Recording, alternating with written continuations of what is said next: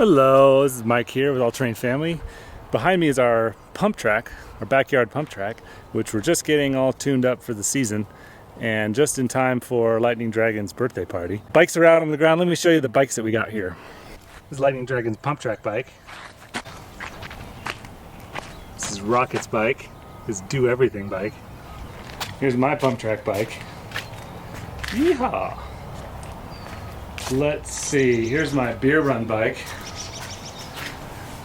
Single speed townie.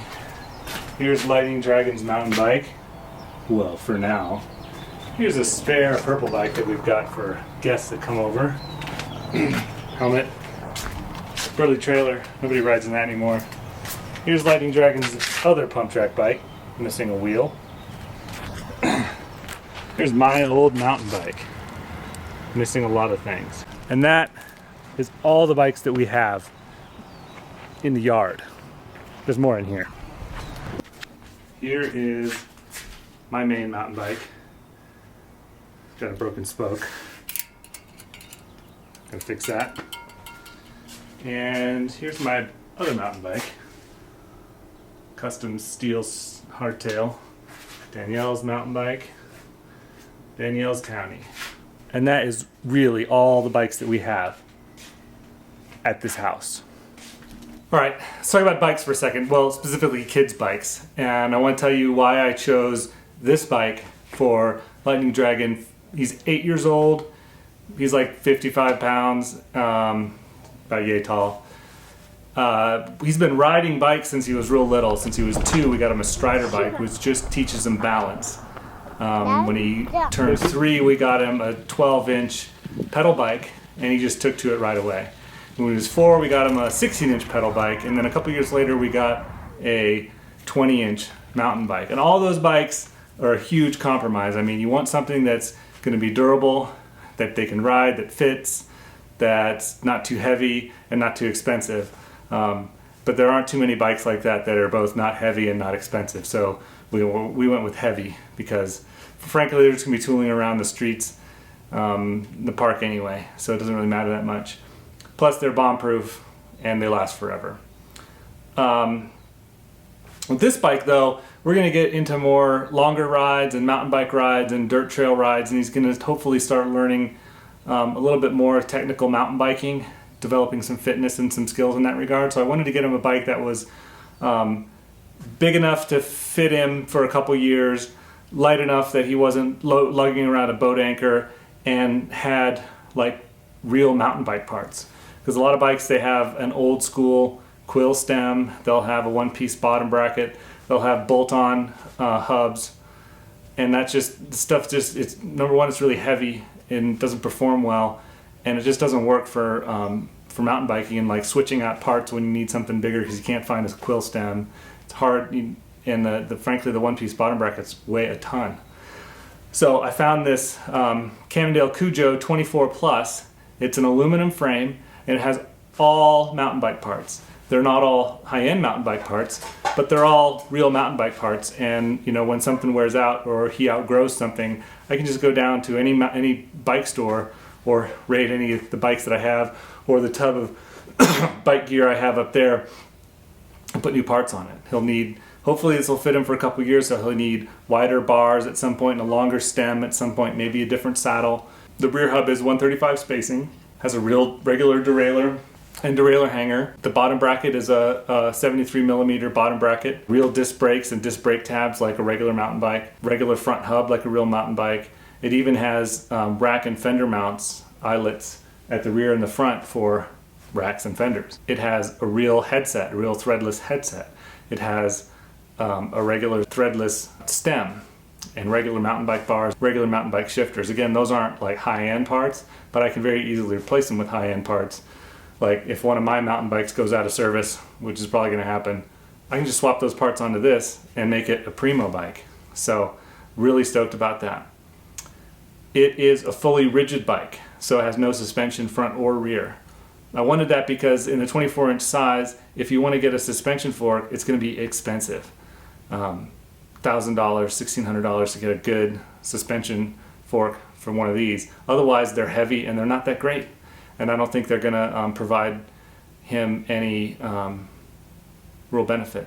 So with this bike, it's fully rigid, so he's going to have to learn to manual and go over bumps just like I did when I was a kid and when I first started riding mountain bikes. So I think that's great. But it has the 24 plus tires. So the tires are 24 inches in diameter, but they're 2.6 wide.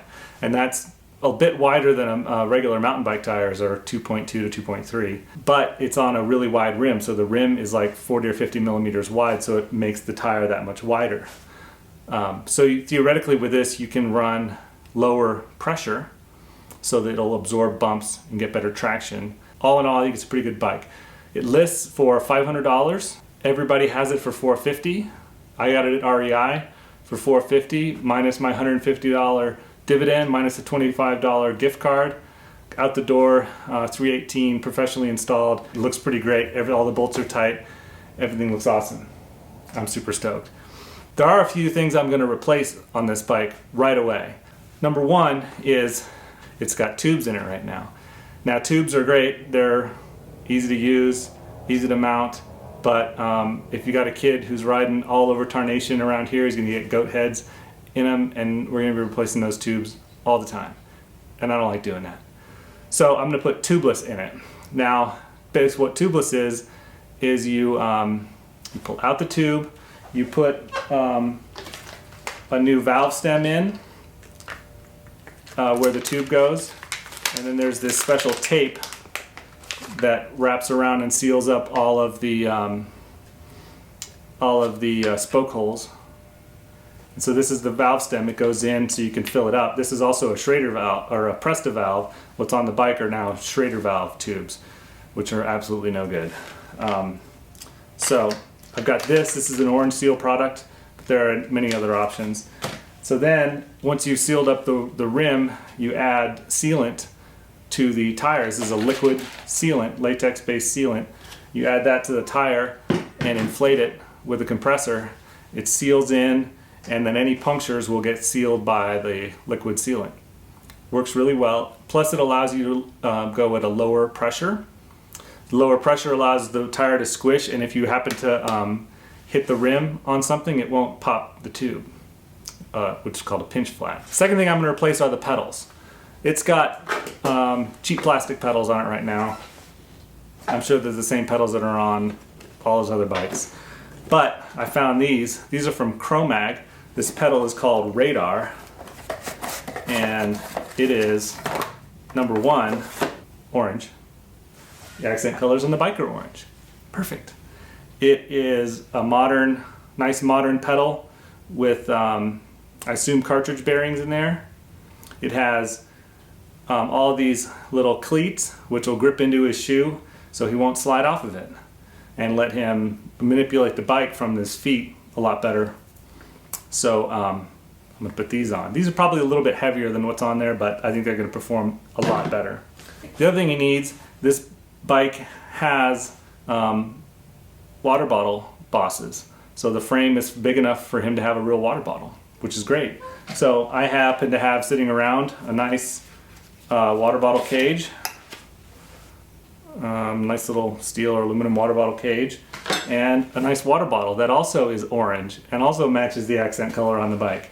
This one happens to come from the 24 Hours in the Old Pueblo bike race from 2014.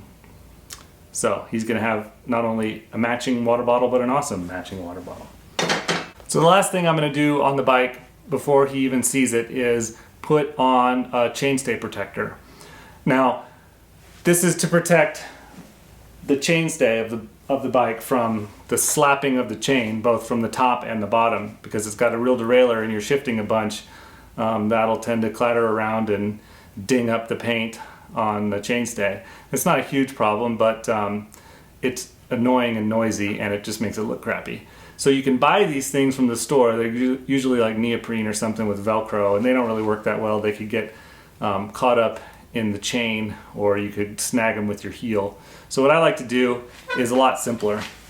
You take an inner tube, either a punctured inner tube, whatever, it doesn't really matter, and you cut a strip of it, and you basically make tape out of it, and then you wrap it around the inner tube, and seal it up with electrical tape. It's black, it looks nice, and it's dirt cheap.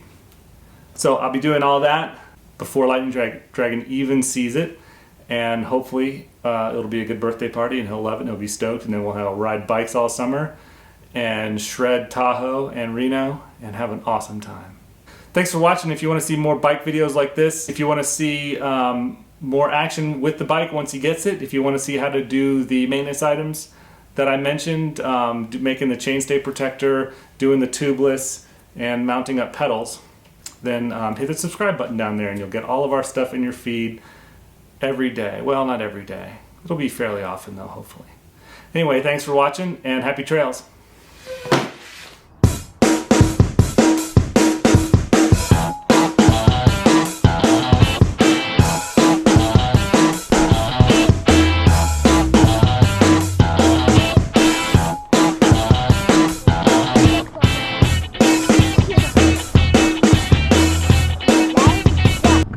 Go do the obstacle course, Stinky. I want to see it for the camera.